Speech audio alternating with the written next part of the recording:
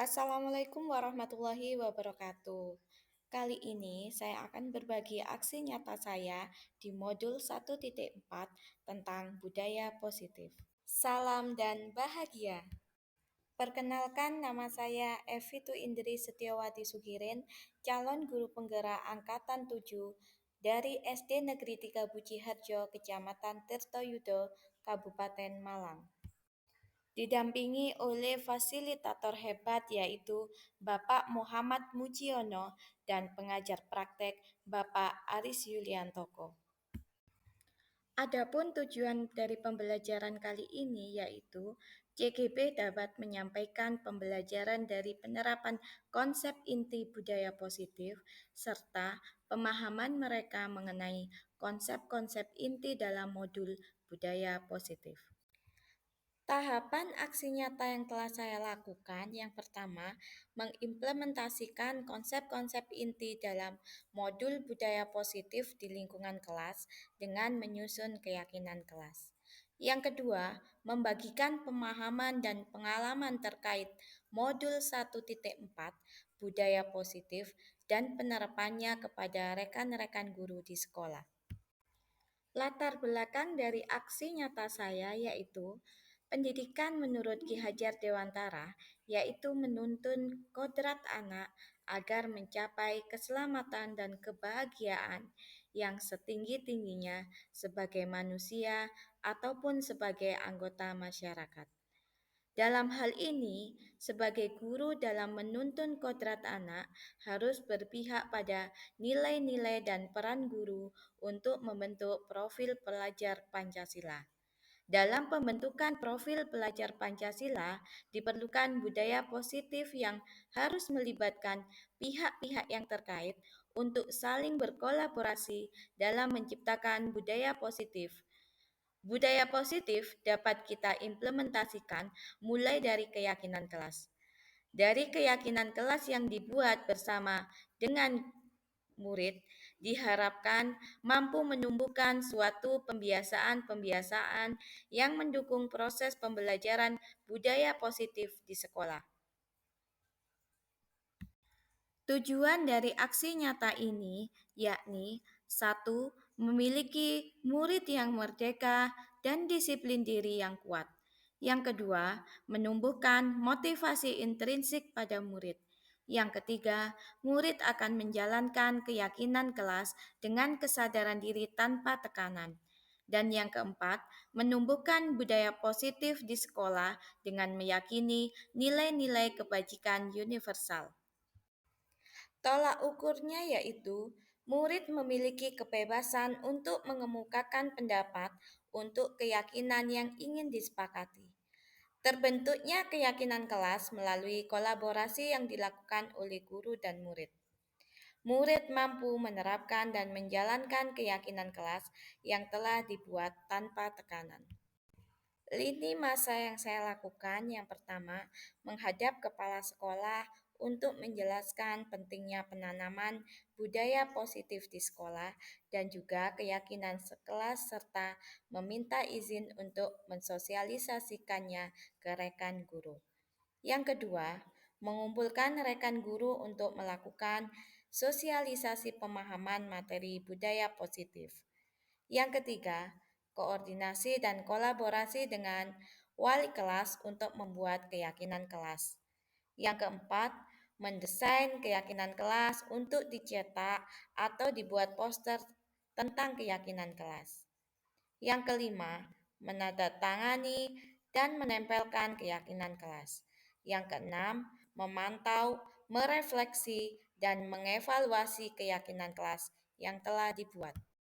Dukungan yang saya butuhkan untuk memperlancar pelaksanaan tindakan aksi nyata ini yaitu dukungan dari berbagai pihak, antara lain dukungan dari kepala sekolah, rekan guru dan juga murid agar tindakan yang telah disusun dapat dilakukan secara lancar dan menyeluruh. Sarana prasarana untuk menumbuhkan budaya positif di sekolah. Orang tua dalam menumbuhkan budaya positif di rumah. Berikut merupakan aksi nyata saya dalam kegiatan budaya positif. 1.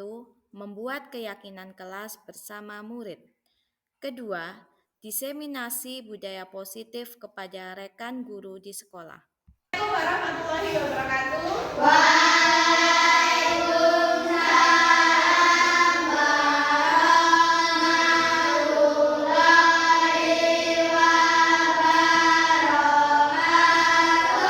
Selamat pagi anak-anak. Pagi. Bagaimana kabarnya hari ini? Baik. Alhamdulillah semuanya kabarnya baik. Tetap semangat? Semangat. Memulai semangat pagi ini kita mulai dengan tepuk semangat. Ya? Ini tepuk semangat. Tepuk semangat.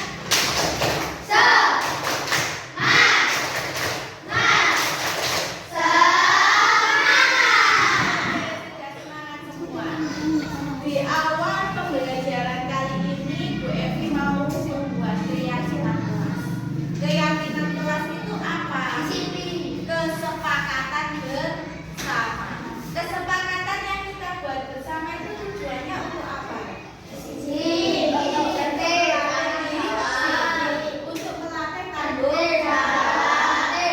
Sebelumnya ini nanti Bu Evi bagikan satu lembar kertas, kita kelompokan satu bangku, satu buat kesepakatan bersama. Kesepakatan kelas yang sangat inginkan seperti apa? Ya, ini Bu Evi bagi, silakan ditulis. Bu, jawabnya boleh dari satu. Bu, saya buat kesepakatan. Boleh. Bu, saya pengen satu kesepakatan saja. Boleh. Didiskusikan bersama, tulis di sini.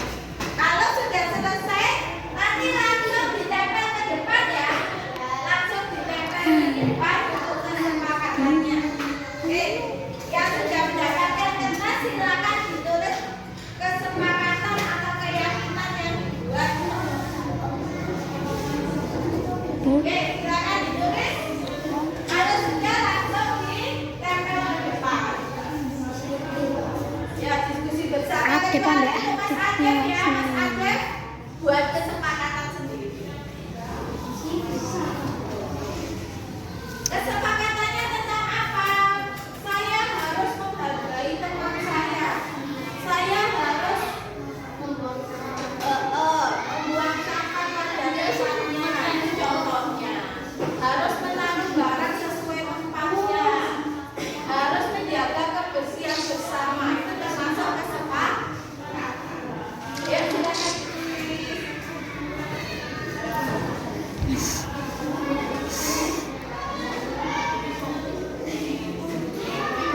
Kalau sudah ditulis kesepakatan yang kita buat, nantinya apa tujuannya?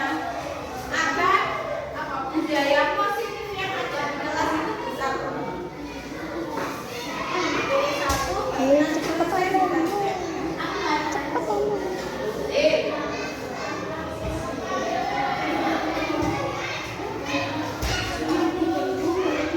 Boleh. Bu, boleh nikah? Boleh. Boleh. Yang sudah langsung ditanyakan di sini ya.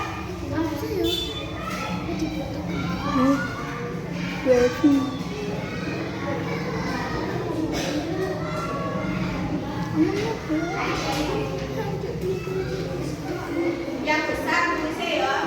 Kita lanjut tak apa-apa. Lanjut tak apa. Kok selanjutnya tulisnya yang besar sih? Ya, boleh.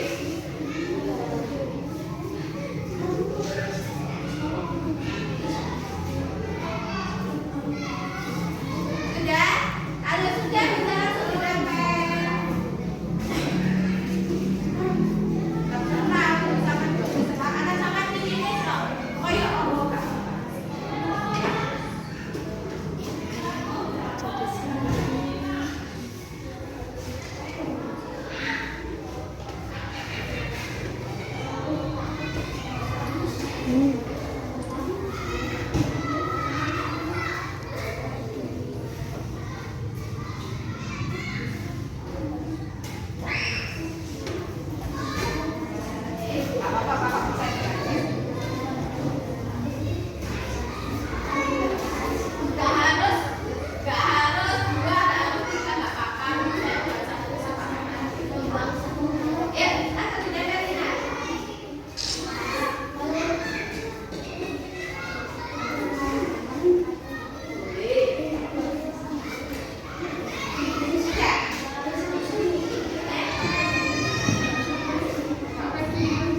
Kantin ini.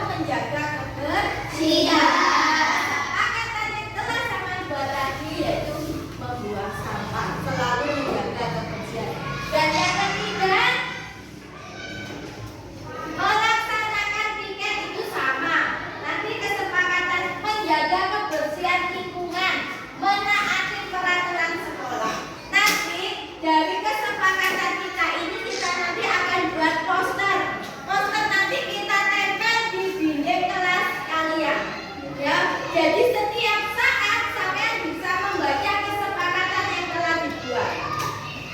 Mengerti? Setuju dengan kesepakatan yang telah dibuat ini? Setuju. Kalau sudah setuju semuanya, mungkin ada tambahan atau ada yang dikurangi? Tidak ada. Oke, kalau tidak ada nanti Bu Evi akan bantu membuat posternya. Nanti kita tanda tangani bersama dari kesepakatan ini. Nanti selanjutnya kita tempel di kelas. Setiap saat bisa sama lihat. Oh, ini loh kesepakatan yang kita buat bersama. Oh, ini loh keyakinan yang kita buat bersama. Paham? Baik. Setelah ini kita lanjut ke pembelajaran. Terima kasih. Assalamualaikum warahmatullahi wabarakatuh.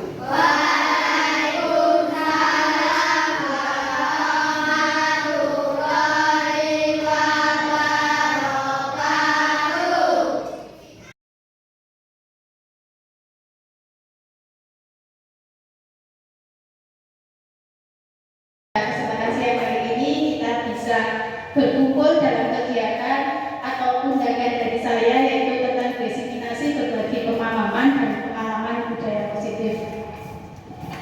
Saya ucapkan terima kasih kepada Bapak Ibu Guru hebat SD Negeri 3 Bojarjo yang telah meluangkan waktunya untuk bisa hadir dalam kegiatan ini.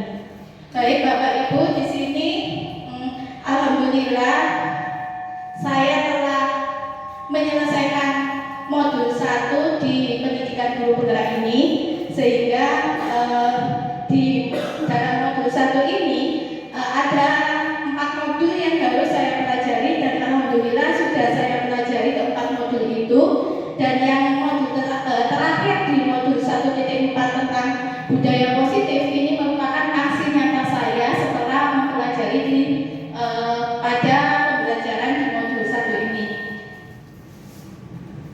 Pada modul 1.4 aksi nyata yang saya lakukan yaitu berbagi pemahaman dan pengalaman kepada Bapak Ibu guru semua, yaitu tentang budaya positif yang ada di sekolah.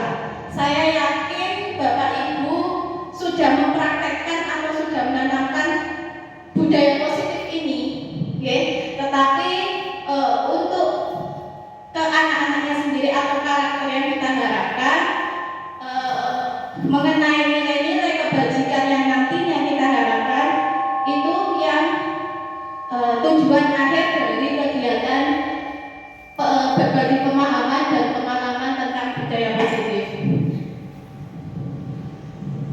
Tujuan dari kita mempelajari tentang materi budaya positif ini Bapak Ibu, yang pertama yaitu memahami konsep pendidikan menurut Ki Hajar Dewantara yang dihubungkan dengan konsep budaya dan lingkungan positif yang ada di sekolah yang berpihak pada murid. Jadi di sini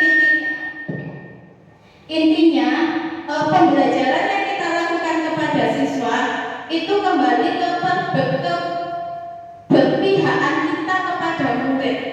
Yang kedua, mendapatkan pemahaman baru mengenai konsep disiplin positif untuk menciptakan murid yang berprofil pelajar Pancasila.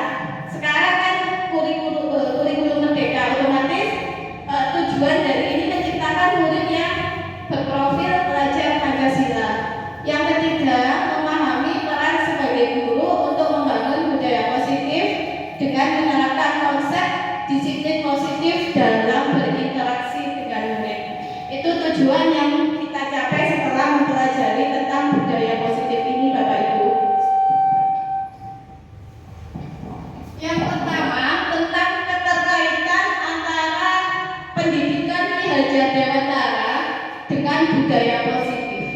Bapak Ibu tentunya sudah belajar di PMMW, di Platform Merdeka Belajar. Nah, yang pertama kita pelajari di sini tentang pendidikan menurut Ki Hajar Dewantara. Kira-kira Bapak Ibu, pendidikan menurut Ki Hajar Dewantara itu sendiri yang seperti apa yang Bapak Ibu pahami selama ini? Pendidikan menurut Ki Hajar Dewantara.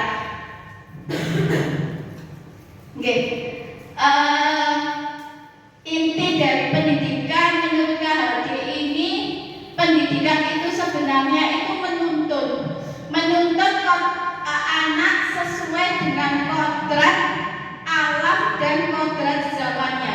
Jadi Bapak Ibu tidak bisa memaksa anak itu, misalkan kamu harus menjadi polisi, kamu harus menjadi guru. Itu tidak bisa, nggih. Kalau pendidikan menurut KHD, kita harus bisa menuntun anak itu sesuai dengan kodrat alam dan kodrat zamannya. Misalkan seperti ini Bapak Ibu, ibaratnya itu kita sebagai petaninya dan anak-anak itu sebagai bibit yang kita tanam.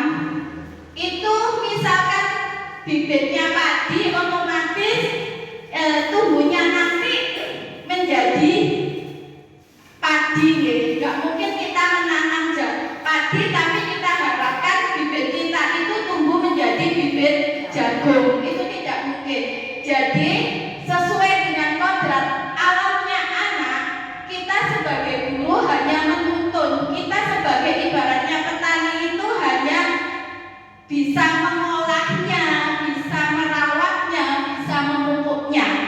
Kita tidak bisa memaksakan sebuah bibit itu tumbuh tidak sesuai dengan bibit aslinya. Ya, kita hanya menuntun, mengarahkan saja di sini.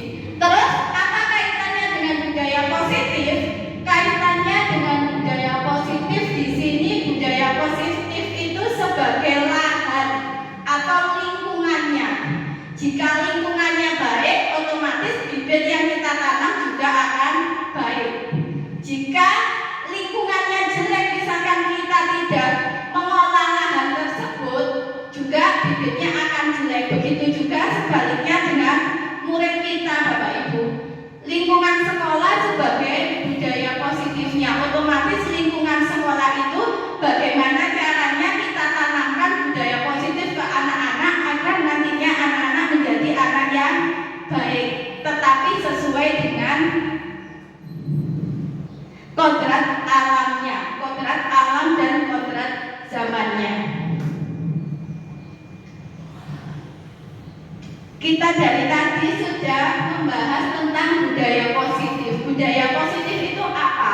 Budaya positif itu yaitu suatu kebiasaan. Kebiasaan yang kita berikan kepada anak yang nilainya positif. Nilai-nilai positif itu misalkan apa? Nilai kejujuran, tanggung jawab, disiplin. Bapak Ibu kan sudah menanamkan nilai budaya positif ini. Jadi kita penanamannya itu lebih nggak hanya sekadar planning atau harapan kita, tetapi kita harus menanganinya, harus ikut menanganinya, atau kita ikut ambil andil di dalam budaya positif tersebut. Agar apa nantinya? Agar dapat menumbuhkan karakter positif di daripada murid. Budaya positif yang kita pelajari kali ini ada 6 Bapak Ibu. Yang pertama yaitu tentang disiplin positif dan nilai-nilai kebajikan. Yang kedua tentang teori motivasi, hukuman, penghargaan dan restitusi. Yang ketiga tentang keyakinan kelas. Yang keempat tentang kebutuhan dasar manusia. 5 tentang 5 posisi kontrol, dan yang keenam yaitu segitiga restitusi. Dari yang pertama yaitu disiplin positif. Disiplin positif itu sebuah proses yang kita berikan kepada anak-anak, proses pembelajaran untuk anak-anak yang nantinya anak-anak itu diharapkan mampu mengontrol dirinya sendiri tanpa ada paksaan dari pihak luar. Ya, untuk dengan melakukan kontrol diri ini dapat membentuk kepercayaan diri pada anak. Penerapan disiplin positif ini membutuhkan kesepakatan Bapak Ibu. Jadi kita tidak bisa membuat sendiri. Budaya positif ini kita tidak bisa berjalan sendiri, tetapi kita butuh kolaborasi dari stakeholder yang ada di sekolah, dari pihak kepala sekolah, dari pihak guru maupun dari muridnya sendiri. Tetapi kenyataannya untuk budaya positif misalnya kita biasanya kan membuat peraturan sendiri tanpa melibatkan anak-anak. Nah, yang kita harapkan di budaya positif ini kita ikut melibatkan anak-anak melalui kesepakatan atau peraturan yang dijalankan secara konsisten. Maknanya apa Bapak Ibu? Di sini belajar tujuan, yakni menjadi seseorang yang kita inginkan berdasarkan nilai-nilai yang kita hargai. Nah, di sini Bapak Ibu, kenyataannya di dalam budaya positif di kita tentang makna disiplin sendiri yaitu berubah. Disiplin menurut Bapak Ibu biasanya sifatnya mengikat. Bapak Ibu menanamkan disiplin ke anak itu bersifat mengikat. Anak-anak menjadi tidak nyaman dengan adanya disiplin tersebut. Itu nanti kita tidak mengharapkan seperti itu, tetapi disiplin yang kita harapkan yaitu anak merasa nyaman atas apa yang diperbuatnya, atas apa keyakinan yang telah dibuatnya. Di sini sedikit perubahan, akan ada kegiatan monggo Bu Sinta sama Bu Bila. Misalkan dengan kegiatan kepalan tangan, Bu Sinta di sini mengepalkan tangan, di kepalanya itu dia menyimpan sesuatu yang sangat berharga. Bu Bila di sini mencoba membujuk, menghardik, merayu Bu Sinta bagaimana kepalan itu bisa dibuka. Oke, coba monggo kita coba Bu Sinta menyimpan sesuatu yang berharga dan Bu Bila merayunya. Oke, monggo. Nggak harus benda konkret, nggak apa-apa. Misalkan di dalam hati saya, oh di genggamanku ini ada ini, nggak apa-apa. Oke, monggo. Silakan Bu Sinta meraih, Bu Bila meraih Bu Sinta untuk membuka kepalanya. Oke, saya dengan terserah berusaha mencoba kepala Bu Sinta itu biar terbuka. Bu Sinta menyimpan sesuatu yang sangat berharga sekali. Boleh dirayu, boleh dibentak, boleh. Bu Sinta misalkan. Saya nggak Oke, ternyata Pak yang mau kita kepalanya Bu Sinta. tak rayu nih. Monggo. Bu Sinta, tolong tunjukkan jari kelingkingnya. Nggak mau. Loh, harus mau loh. Yang tangan kanan. Bu Sinta, tolong tunjukkan jempol. Bu Sinta, tolong tunjukkan jari tengahnya. Jari manis, jari manis, jari manis. Yang terakhir jari telunjuk. Sudah ada apa itu kira-kira? Mangga. Iya Bu. Terima kasih. Di sini Bu Sinta memiliki sesuatu yang sangat berharga, mangga. Ternyata dengan rayuannya Pak Aan, mangga tersebut bisa dibuka. Apa yang disimpan Bu Sinta ternyata bisa dibuka. Kenyataannya nih Bapak Ibu, sesuatu misalkan saya memiliki sesuatu yang sangat berharga, tetapi ini berharganya mangga, jadi Bu Sinta bolehlah dibuka, boleh karena itu cuma mangga. Misalkan berlian yang ditanam yang disimpan Bu Sinta, kira-kira Bu Sinta membukanya tidak. Oke, Bu Sinta misalkan menggenggam berlian, Bu Sinta tidak membuka genggamannya karena takut diminta.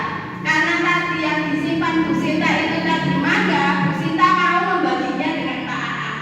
Bu Sinta termasuk orang yang lemah, Tidak sombong. Oke. Tapi pemarah. Oke. Oke.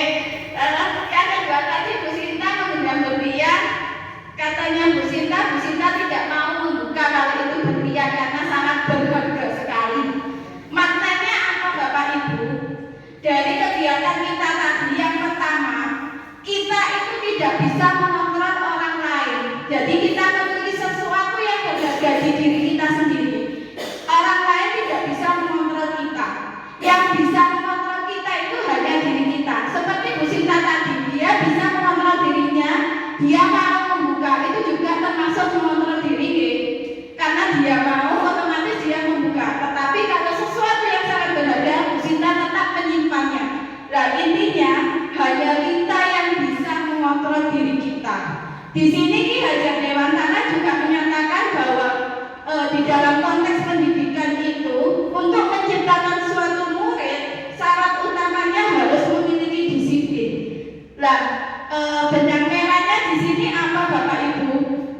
Disiplin. Disiplin itu salah satu sesuatu yang sangat berharga. Kita tidak bisa memaksakan anak untuk mau disiplin atau tidak, itu kita tidak bisa. Kebanyakan atau kebiasaan yang kita lakukan ke anak, kita memaksa anak untuk menuruti apa yang kita inginkan. Kita tidak pernah memberikan kebebasan kepada anak. Ya, terus mengapa hal tersebut tidak baik, Bapak Ibu? Kita tidak bisa memaksakan, karena nantinya motivasi eksternal dari anak itu yang muncul, bukan motivasi internalnya. Motivasi eksternalnya apa? Anak-anak takut dihukum. Dia melakukan sesuatu, melakukan disiplin itu karena dia takut dihukum. Begitu juga sebaliknya, jika anak prestasi, dia melakukan sesuatu karena ingin diuji atau mendapatkan penghargaan. Nah, motivasi eksternal itu yang harus kita hindari. Kita harus bisa menemukan motivasi internal yang ada pada diri anak. Agar apa? Agar nantinya anak memiliki nilai-nilai kebajikan yang kita harapkan. Nilai-nilai kebajikan itu sifatnya positif. Bisa kejujuran anak, bisa kedisiplinan anak, bisa tanggung jawab dari anak tanpa kita membedakan suku atau agama yang anak anut. Tujuan dari disiplin positif itu tadi menciptakan nilai-nilai kebajikan yang tujuan akhirnya agar anak memiliki karakter profil pelajar Pancasila. Ada berapa untuk profil pelajar Pancasila?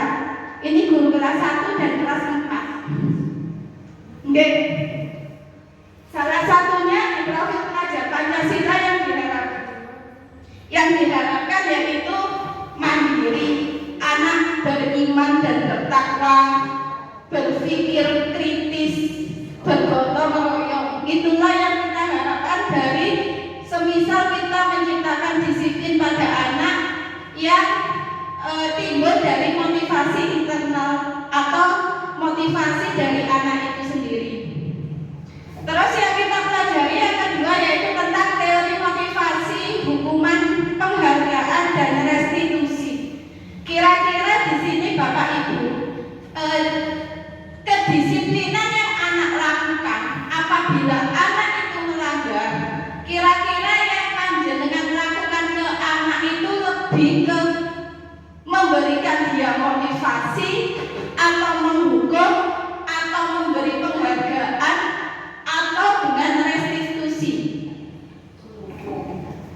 Kalau Bu Sinta menghukum, kalau Bu Aulia menasehati. Dia memang Masuk di mana kalau biasanya menasehati nanti bisa kita masukkan ke restitusi, tetapi sebelumnya kita cari tahu sebab anak itu. Jadi kita cari tahu sebabnya anak melakukan sesuatu itu apa, menstabilkan identitas dari anak.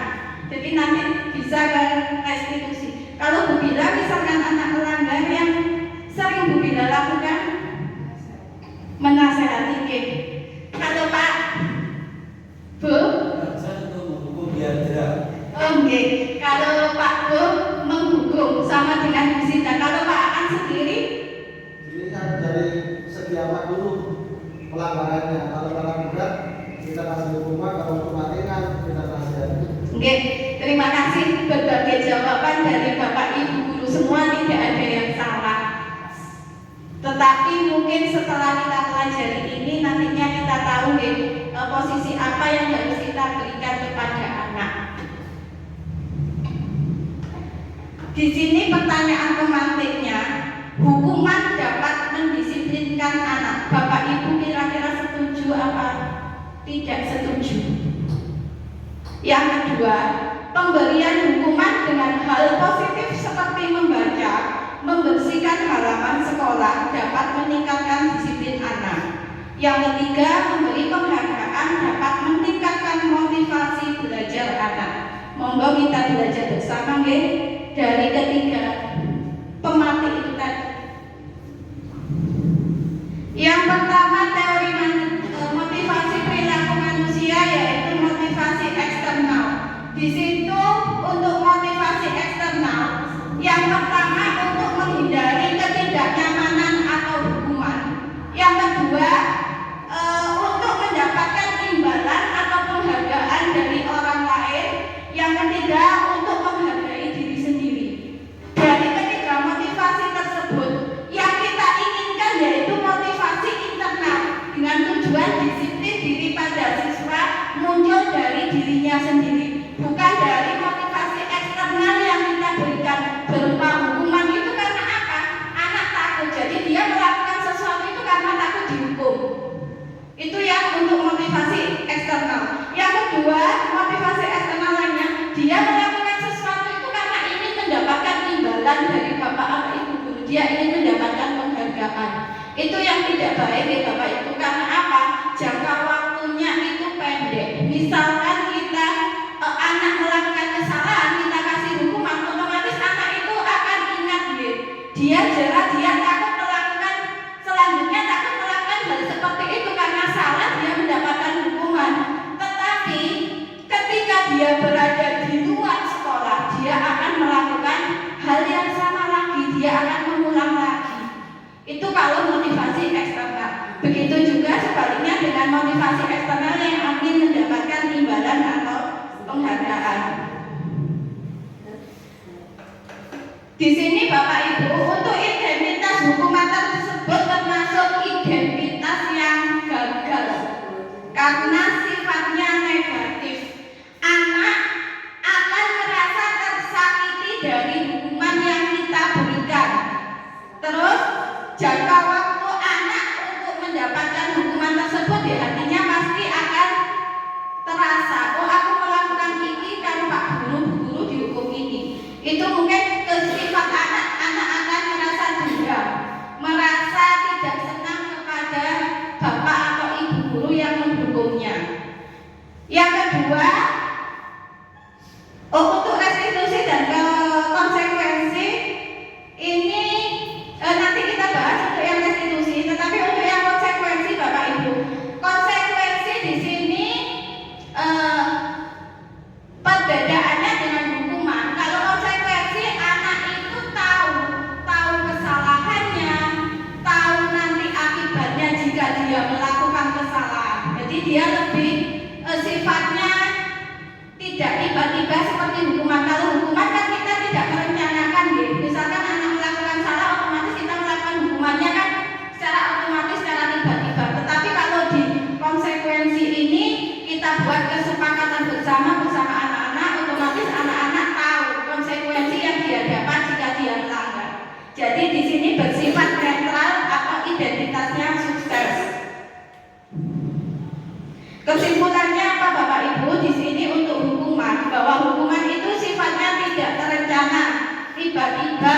Anak tidak tahu apa yang akan terjadi dan anak tidak dilibatkan dalam membuat hukuman tersebut, membuat tindakan hukuman yang kita berikan ke anak itu kita tidak melibatkan anak. Berarti hanya dari sisi salah satu sisi saja. Hukuman bersifat satu arah. Dari pihak guru yang memberikan, murid hanya menerima hukuman tanpa melalui kesepakatan. Hukuman bisa berupa fisik maupun psikis. Murid yang disakiti oleh suatu perbuatan atau kata-kata yang kita berikan. Sedangkan konsekuensi sifatnya terencana dan sudah disepakati. Jadi anak melanggar tadi sudah tahu konsekuensi yang dia dapatkan. Untuk restitusi ini Bapak Ibu yang tadi menasehati, untuk restitusi itu proses menciptakan kondisi murid untuk memperbaiki kesalahannya sendiri. Jadi di sini anak melakukan kesalahan itu anak tahu okok melakukan kesalahan. Jadi dia introspeksi diri. Jadi anak lebih tahu kesalahannya dan yang perlu ditekankan di restitusi ini untuk kelanjutannya atau untuk solusinya anak membuat sendiri. Jadi konsekuensi dari yang dia lakukan itu dia buat sendiri. Di sini ada 9 ciri-ciri restitusi, yaitu bukan untuk menebus kesalahan, namun belajar dari kesalahan. Ini yang paling penting ya. Tujuan dari restitusi itu anak belajar dari kesalahannya. Yang kedua, memperbaiki hukuman. Yang ketiga, bukan paksaan. Yang keempat, restitusi itu menuntun untuk melihat ke dalam diri anak. Jadi anak bisa introspeksi atas apa yang dia perbuat. Terus yang kelima, restitusi mencari kebutuhan dasar.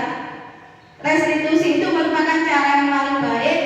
Restitusi fokus pada karakter, bukan tindakan yang kita berikan kepada anak atau siswa.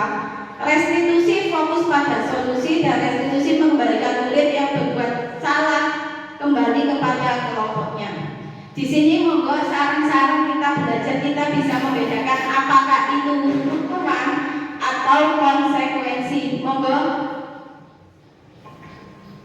Untuk yang pertama, mencatat 100 kali di dalam buku. Saya tidak akan terlambat lagi karena terlambat ke sekolah, termasuk hukuman atau konsekuensi. Mencatat 100 kali di dalam buku. Saya tidak akan terlambat. Konsekuensi. Konsekuensi. Mungkin ada yang lain? Pak Bu, apa Pak Bu? Untuk yang pertama, Saya kira itu kalau anak melakukan kesalahan dia disuruh mencatat 100 kali. Kira-kira anak itu tahu nggak jika dia melakukan itu disuruh itu, anak-anak tahu nggak? saya kira itu hukuman ringan. Oke. Hukuman ringan. Ini termasuk hukuman ya Bapak Ibu, karena apa? Terus sekali. Karena di sini yang membuat suatu keputusan karena anak melanggar itu kan kita. Ya. Anak Oh, anak nggak terlibat di dalam membuat keputusan ini. Oke? Ini termasuk Hukuman. Terus yang kedua, lari mengelilingi lapangan basket 2 kali jika terlambat. hukuman. Oke, dia termasuk hukuman karena tidak melibatkan siswa dalam membuat keputusan. Murid diminta untuk push up 15 kali. Hukuman. Hukuman. Oke, hukuman. Menggantikan kertas tugas teman yang telah dicoret-coret. Konsekuensi. Ya, konsekuensi dia kalau dia kalau menolak otomatis dia harus menggantinya. Gitu. Membersihkan tumpahan air di meja tulis karena tersenggol pada saat belajar. Konsekuensi. Murid disuruh untuk tidak mengenakan sepatu seharian di sekolah karena tidak mengenakan sepatu hitam. Hukuman. Lari mengelilingi lapangan. Hukuman.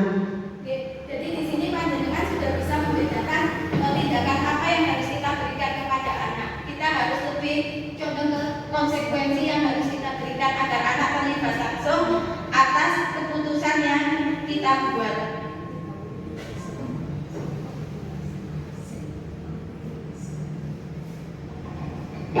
Untuk yang berikutnya dihukum oleh penghargaan. Apa maksudnya di sini?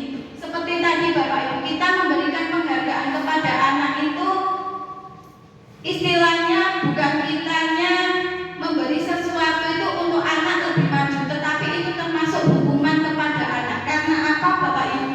Di sini pengaruhnya jangka pendek. Misalkan jangka pendek dan jangka panjang. Misalkan kita memberikan penghargaan itu efektif jika menginginkan seseorang melakukan sesuatu yang kita inginkan, otomatis kita memberikan penghargaan gitu. Terus yang kedua, jika menggunakan penghargaan lagi dan lagi, maka anak atau orang tersebut akan melakukan hal yang sama. Jadi dia haus akan penghargaan. Dia melakukan sesuatu itu karena ingin dihargai, bukan timbul dari dirinya sendiri yang nantinya bisa menjadikan suatu kebiasaan. Yang ketiga, jika mendapatkan penghargaan untuk melakukan sesuatu yang baik, selain kita mengharap mendapat penghargaan, kita pun menjadi tidak menyadari bahwa tindakan yang baik itu kita lakukan tanpa kita sadari jika anak melakukan sesuatu yang baik itu mendapatkan penghargaan. Jadi seperti ketergantungan akan kita berikan penghargaan. Oh bagus. Tetapi sebetulnya di sini penghargaan itu baik Bapak Ibu, asalkan penghargaan itu tidak kita berikan terus-menerus kepada anak yang melakukan sesuatu yang baik. Ada kalanya tanpa kita berikan penghargaan, anak harus bisa melakukan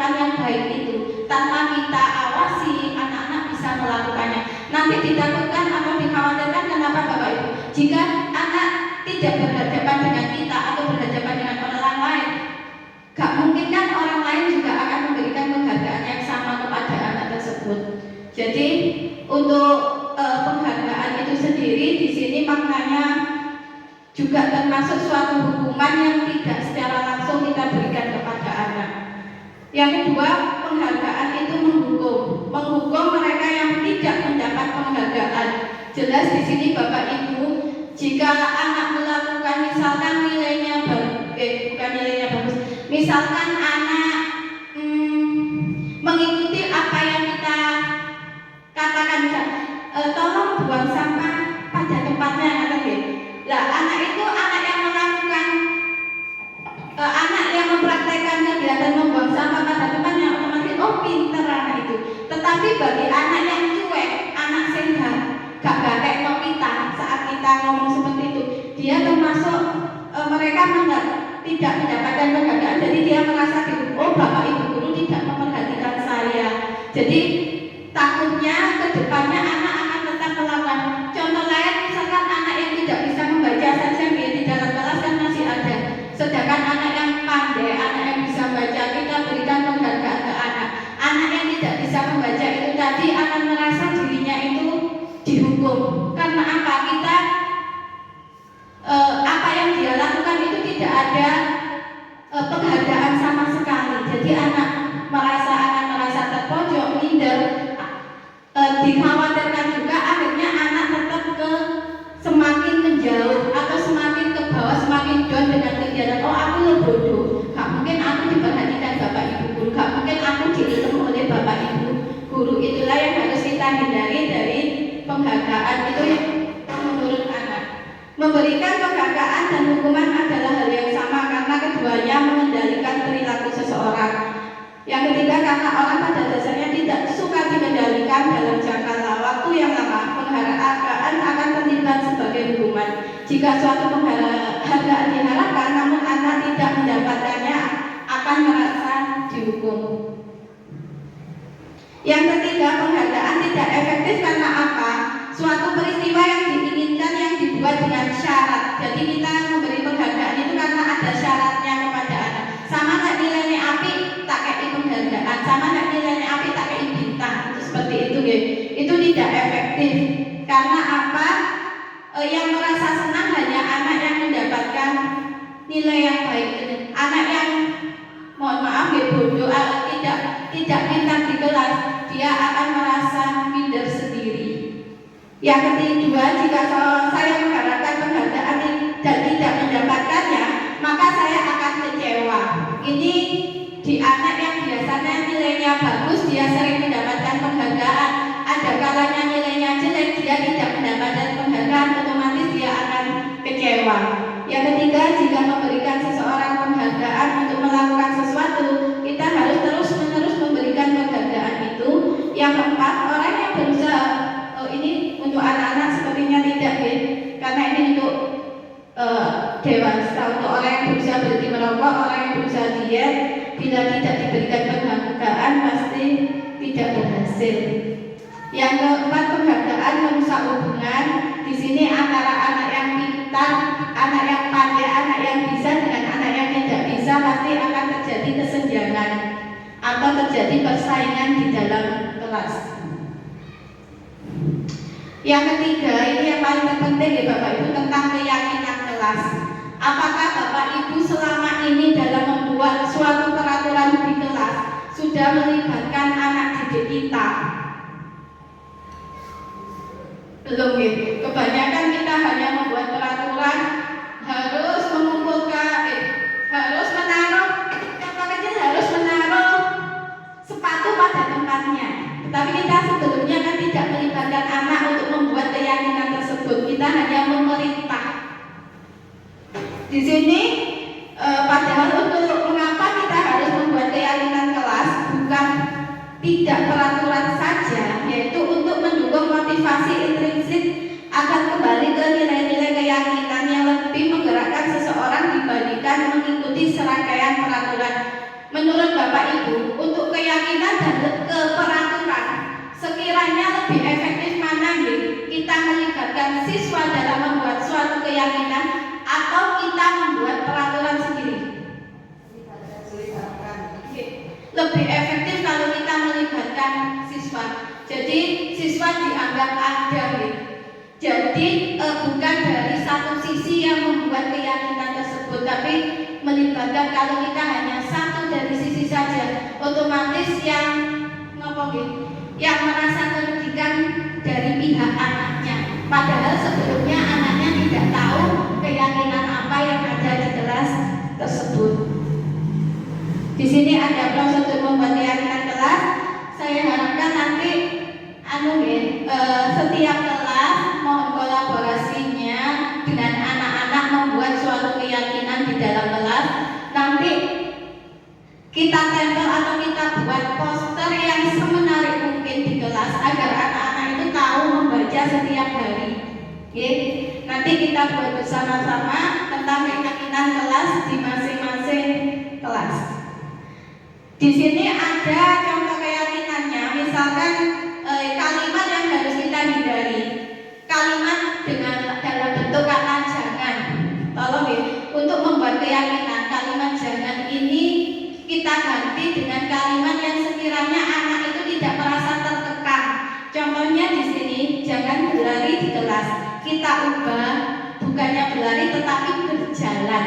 Anak berjalan di kelas atau di teras kelas saja. Jadi jangan berlari-larian di teras. Itu sekiranya kan mengikat ke anak. Jadi kita perhalus untuk kata-katanya. Di sini kira-kira nilai-nilai kebajikan apa kiranya yang kita inginkan dari keyakinan kelas? Yang pertama, selalu kembalikan buku ke tempatnya. Berarti bentuk nilai kebajikan apa yang kita harapkan? Nilai karakter apa yang kita inginkan? Jujur. Ada lagi nggih? Selalu kembalikan buku pada tempatnya. Disiplin nggih, boleh tanggung jawab nggih, tanggung jawab atas barang yang dimilikinya. Yang kedua, dilarang mengganggu orang lain. Sini saling menghormati nggih, saling menghormati antar teman. Hadir di sekolah 15 menit sebelum pembelajaran. Sini nggih, disiplin atau komitmen dari anak tidak terlambat untuk masuk. Yang keempat, dilarang melakukan kekerasan, jelas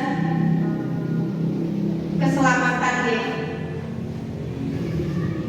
Dilarang menggunakan narkoba, ini jelas untuk kesehatan.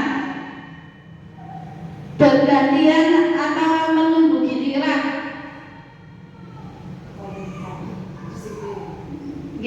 Sabar atau menghormati orang lain, dia tidak mengganggu hak orang lain. Jangan berlari di kelas atau koridor. Di sini tentang keselamatan ya.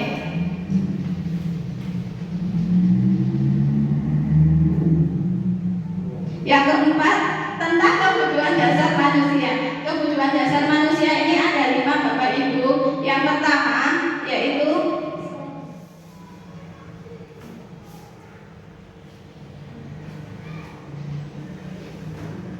kebutuhan akan kasih sayang.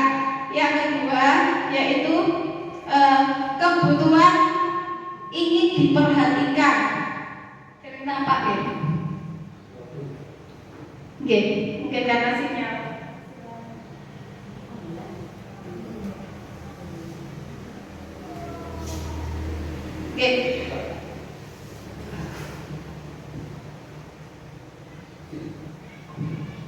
Kebutuhan akan kasih sayang dan rasa diterima, kebutuhan akan penguasaan, kebutuhan akan kesenangan, kebutuhan akan kebebasan, dan kebutuhan bertahan hidup. Itulah 5 kebutuhan dasar manusia. Untuk kebutuhan bertahan hidup di sini sifatnya fisiologis, contohnya makanan, rumah, kesehatan. Contoh konkretnya misalkan di sekolah yaitu si anak ini tidak membawa bekal. Dia berusaha memenuhi dirinya dengan maka kebutuhan yang berusaha dipenuhi yaitu kebutuhan untuk bertahan hidup. Jadi makan, minum, atau rumah, atau di sekolah biasanya anak membawa bekal, itu termasuk ke dalam kebutuhan anak untuk bertahan hidup. Yang kedua, kasih sayang dan rasa yang diterima. Di sini termasuk kebutuhan psikologis. Contohnya, misalkan si anak, si Doni ini tadi kan tidak membawa bekal, tetapi dia mengambil bekal milik temannya. Apa kira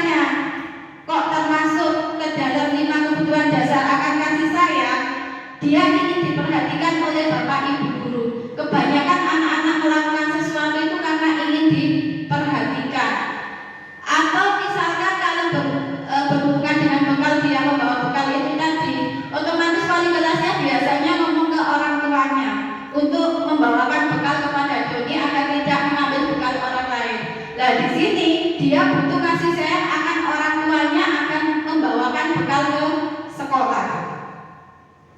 Yang ketiga, penguasaan. Di sini banyak sekali anak-anak ingin merasa paling wah atau paling berani. Kalau dikirim ketua gangster ya, dia merasa ingin menguasai temannya. Itu juga termasuk kebutuhan dasar dari anak. Jadi kita tidak bisa menyalahkan anak karena itu sudah kebutuhan dasar yang dia miliki. Kita hanya bisa menuntunnya atau mengarahkannya. Yang ketiga, kebebasan juga termasuk kebutuhan psikologis di sini, yaitu kebebasan akan dia memilih sesuatu sesuai dengan apa yang dia inginkan. Yang kelima yaitu tentang kesenangan, juga termasuk kebutuhan psikologis di sini. Anak-anak akan merasa senang. Misalkan anak yang nakal dia mengganggu temannya nangis. Anak yang mengganggu tersebut itu senang, bukan tambah dia itu takut atau dia senang. Senang apa? Ekspresi temannya nangis, ada yang waduh bilang ke gurunya, dia tambah senang. Itu termasuk kebutuhan akan kesenangan. Yang kelima yaitu tentang posisi kontrol. Di sini nanti ada nama manggil. Untuk posisi kontrol tadi guru sebagai penghukum. Guru sebagai pembuat orang merasa bersalah, guru sebagai teman, pemantau atau manajer. Sekiranya Bapak Ibu di posisi mana yang Bapak Ibu biasanya lakukan kepada anak? Untuk kenapa Pak? Penghukum. Pak An lebih ke guru yang sebagai penghukum. Oke, Pak guru BP. Kalau Bu Aul mungkin lebih condong ke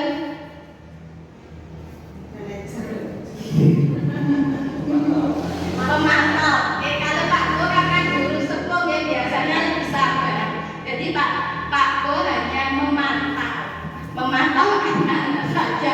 Nanti yang mendukung Pak An. Di sini Bapak Ibu tentang hukuman dan membuat orang merasa bersalah itu identitas yang gagal karena pengontrolnya itu dari luar. Motivasi anak itu nanti timbulnya dari luar karena takut dihukum, itu saja. Jadi identitas yang kita berikan ke anak itu gagal. Contohnya biasa kita lakukan, awas ya kamu melakukan itu termasuk kita menghukum anak. Terus memberi rasa bersalah juga sama. Bu guru sudah capek dengan administrasi kelas, terus ojo ditambah beban maneh. Jadi anak merasa bersalah atas apa yang dia lakukan tanpa menghukum ini. Sedangkan sebagai teman dan pemantau tadi seperti Pak Buladi, itu termasuk identitas yang berhasil atau sukses, meskipun untuk motivasi yang timbul dari anak, motivasi dari luar. Tapi di sini teman dan pemantau termasuk identitas berhasil atau sukses, tetapi anak cenderung tergantung pada kita. Oh anak aku gak diapa-apa, main Bapak Ibu guru aku tak melakukan hal yang sama seperti itu. Karena kita hanya memantau ataupun kita hanya sebagai teman. Di sini contohnya masa kamu tidak ingat, tidak pernah ibu bantu, masa kamu tidak ingat ibu pernah menasehati kamu, seperti itu kata-kata yang kita berikan kalau kita sebagai teman. Terus kalau sebagai pemantau di sini balik bertanya, kamu tahu gak peraturannya? Itu sebagai pemantau, jadi dikembalikan lagi kepada anak.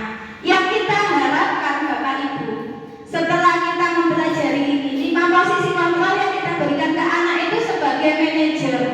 Karena apa? Manajer ini lebih lengkap dari apa? Lebih menguatkan pribadi anak. Nanti hubungannya sama restitusi itu tadi.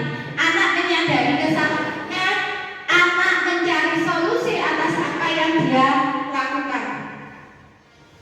Hasilnya di sini Bapak Ibu, kalau kita sebagai guru penghukum, kemungkinan murid itu marah, dendam kepada kita. Bisa jadi sesudah kembali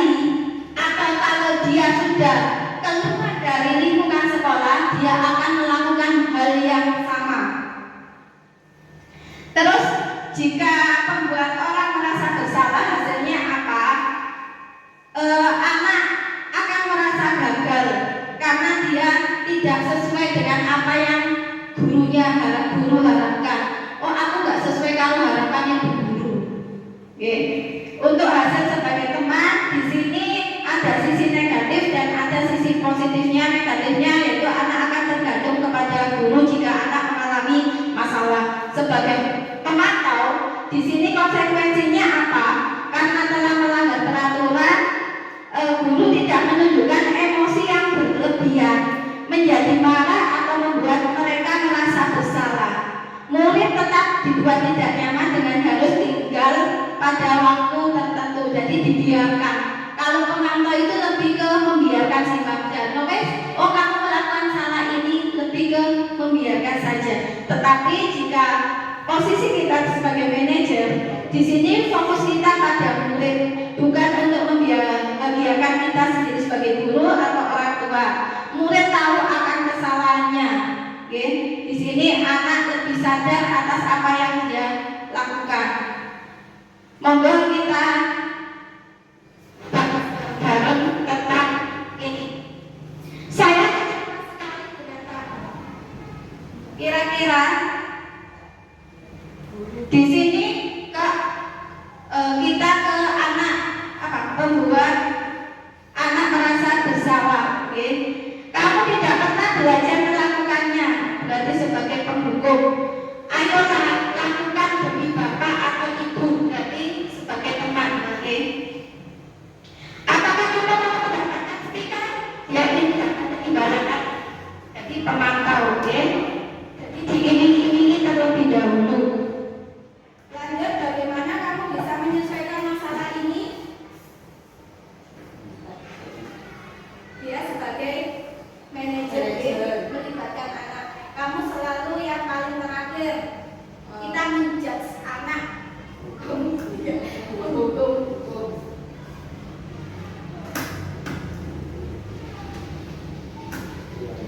Terakhir di segitiga restitusi ini Bapak Ibu, yang harus kita lakukan hubungannya dengan manajer tadi.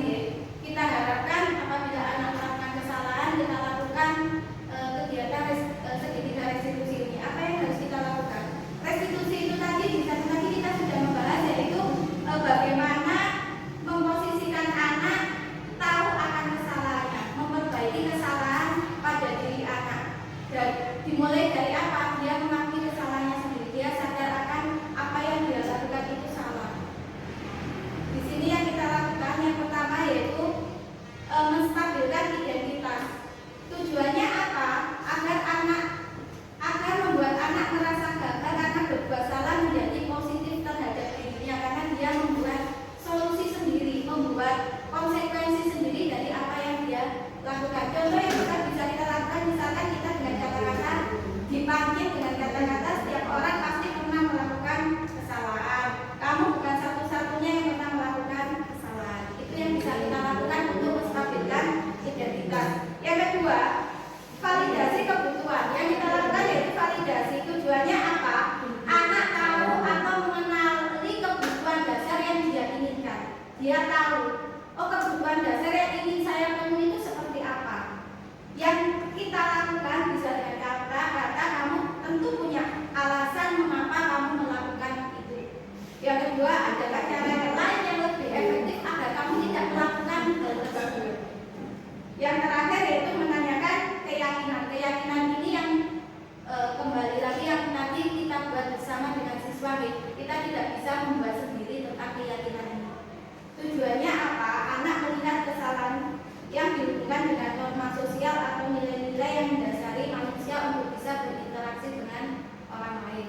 Mungkin materi tentang pemahaman dan pengalaman budaya positif cukup sampai di sini. Mungkin ada bukan pertanyaan dulu, tanggapan dulu. Ada. Oke, terima kasih. 100 nilainya. Oke, moga nanti kita sama-sama membuat keyakinan untuk selanjutnya. Kita buat keyakinan bersama-sama dengan anak-anak. Nanti kita buat poster, bisa kita tempel di dinding kelas masing-masing agar anak tahu ini loh peraturan di kelasku yang kita buat bersama. Mungkin itu ya.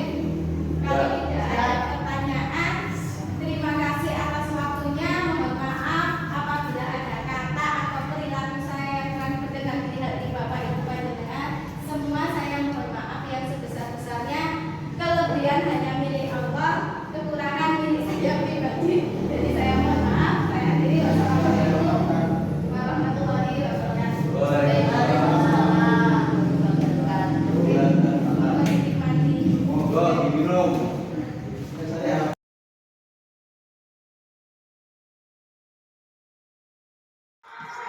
Assalamualaikum warahmatullahi wabarakatuh dan selamat pagi.